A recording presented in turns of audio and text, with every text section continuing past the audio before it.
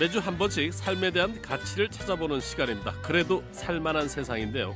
오늘도 동네병원 정신건강의학과 전문의 김민경 원장과 함께합니다. 원장님 안녕하십니까? 네, 안녕하세요. 예. 동네병원 김민경입니다. 네, 반갑습니다. 오늘은 휴가의 휴증, 그러니까 휴가를 다녀온 뒤에 증후군에 대해서 준비를 하셨네요. 네네네. 학생들이 방학을 시작하고 직장인들은 슬슬 여름 휴가를 떠나는 시기인데요. 네. 아무래도 휴가를 떠나면 평소에 긴장된 일상에서 좀 느슨하게 풀어지고 그래서 평소에 규칙적인 생활이 안 되는 경우가 많죠. 시차가 큰 나라로 여행하는 경우는 밤낮이 바뀌면서 불면증을 겪게 되고 겨우 적응이 될 만할 때 다시 귀국해서 고생하시는 분들도 있습니다. 그렇죠. 네, 그래서 오늘은 휴가 후 증후군을 대처하는 방법을 알아보도록 하겠습니다. 네. 저는 사실 그 휴가를 멀리 못 떠나기 때문에 네. 그런 게 별로 없다는 게 장점이라면 장점인데 사실 일반 직장인들 같은 경우는 이맘때가 가장 기다려지는 때이긴 하지 않습니까? 네, 그렇습니다. 예. 예, 긴장이 너무 풀린 탓에 휴가지에서 지나친 과음으로 문제가 생기기도 하고요. 예. 평소 일하던 습관처럼 휴가를 무슨 숙제하듯이 여행 일정을 아주 빡빡하게 짜서 오히려 휴가 후에 더 피로를 느끼는 분들도 계십니다. 예. 이로 인해 가족 내에서 갈등이 생기기도 하고 휴가지에서 싸움이 발생하기도 하고요. 휴가라 하더라도 수면, 식사 등 평소의 리듬을 잘 지키는 것이 굉장히 중요하고요. 꼭 어디 멀리 새로운 곳을 방문하는 것이 의미가 있는 것이 아니라 내가 충분히 쉬고 즐겁다면 그냥 집에서 쉬면서 평소 보고 싶었던 책들을 섭렵하는 것도 충분히 좋은 휴가가 될 수 있습니다. 네. 하루 정도 1박 2일 정도 잡아서 가는데 강원도로 가자라고 해서 저는 못 간다. 가는데 오는데 시간 다 뺏기지 않느냐. 그렇죠. 예. 그 휴가지에서 싸운다는 얘기가 참 휴가 떠나기 전에도 싸우고 막 그러는데. 그렇습니다. 요즘 그 해외로 가는 경우가 많아서 이 시차 네네. 적응이 상당히 좀 제일 문제 아니겠습니까? 그렇습니다. 우리의 자연스러운 수면 주기를 거스르기 때문에 힘이 드는 건데요. 네. 자연스럽게 깨어있고 잠들고 이런 반복되는 게 해외로 여행을 가면 깨어지기 때문에 힘이 듭니다. 우선 수면 주기에 대해 설명을 드리자면요. 예. 매일 등교를 하거나 출근을 할 때는 규칙적인 생활을 하다가 방학이 되거나 휴가가 되어 자고 싶을 때 자고 일어나고 싶을 때 일어나게 되면 점점 잠자는 시간이 늦춰지는 경험을 대부분 해보셨을 겁니다. 수면 주기가 점점 늦춰지다가 낮밤이 완전 바뀌어 병원을 찾는 분들도 계시거든요. 그 이유는 우리 수면 주기의 리듬이 하루보다 1시간이 긴 25시간 정도 되기 때문인데요.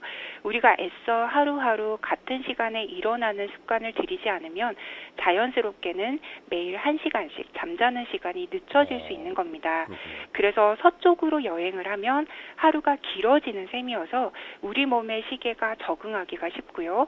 동쪽으로 가면 리듬을 거슬러서 가기 때문에 더 적응이 힘듭니다.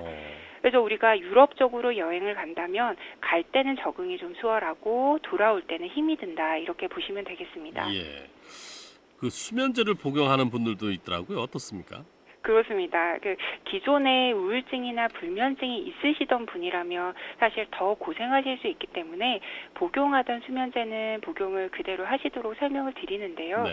그 외의 경우에는 여행을 가서 그쪽 시간에 가급적 적응하도록 하는 노력을 통해 극복이 될 수 있습니다. 여행을 가기 전부터 서쪽으로 여행하는 경우는 조금씩 일찍 일어나는 연습을 하고 돌아올 때는 반대로 연습하는 것이 도움이 됩니다. 당연히 여행지에서 과도한 음주나 카페인 섭취는 조심해야 하고요. 네.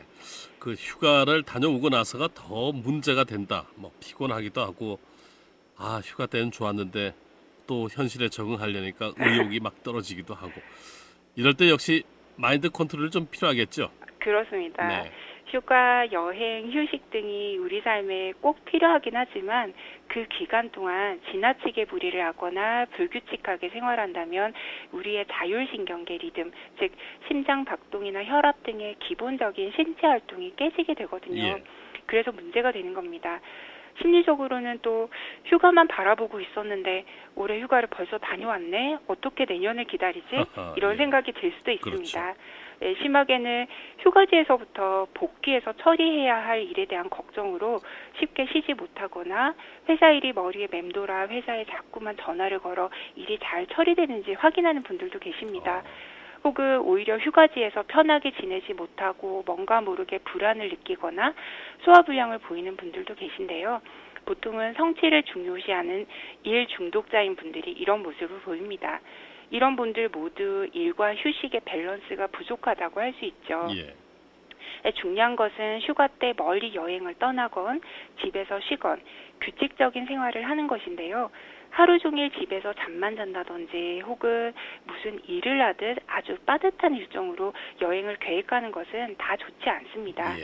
그러니까 자기한테 맞는 그런 휴가를 가되 규칙적인 생활이 꼭 필요하다는 그런 말씀이시군요. 네, 정확히 그렇습니다. 휴가란 평소 심리적으로 지친 상태에서 에너지를 얻는 것이기 때문인데요. 이왕 휴가를 갔다면 일에 대한 생각은 아예 접어두시는 게 좋습니다. 그렇지만 복귀하기 전날은 무리하지 않고 집에서 쉬면서 다시 규칙적 생활 리듬을 찾는 것이 휴가 후 증후군에 빠지지 않는 최선의 방법입니다. 예, 알겠습니다.